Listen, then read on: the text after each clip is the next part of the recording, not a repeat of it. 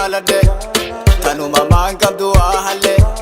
tan ol jettees nama hilaale kan namatis fula hin gurre yaa bareedduu charchar kashtii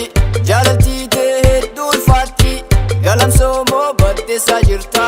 tammanaa jaarratte na keessa takkitti muurawwataniitu eessatiin si arga yaabontu waachudhamoo bookee darakku yaanni keena seensise rakkoo fonko rakkoo fonko rakkoo fonko rakkoo fonko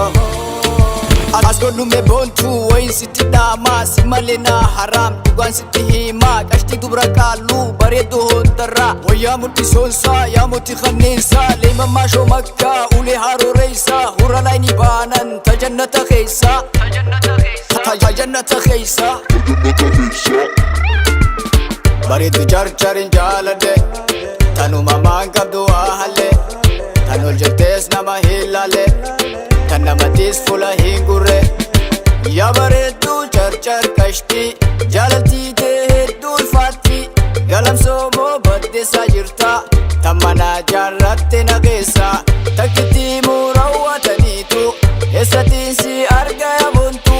waachudhamoo bookee darakku yaanni keena seensise rakkoo fonko rakkoo fonko rakkoo fonko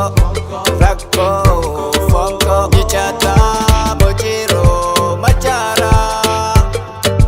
fuula kee argufaan jarjaraa meesoo fasaboot yaantanotaa jiigaa intala gaadulaa rafiikoo sineegaa kashtii hora galaan lookoo dubra ijuu barbaa dageen bahee eessaa bakki jirtu charchar keessa deemee oonaa warra keenyaa barbaa deesii dhaabee malli keenyaa bareeddu charcharin jaalade tanuma maan qabdu ahalle tan ol jettees nama hilaale kan namatis fula hin gurre yaa bareedduu charchar kashtii jaalaltii tee hedduu ulfaatti galamsoomoo baddeessaa jirta tammanaa jaarratte na keessa takkitti muurawwataniitu eessatiin si arga yaabontu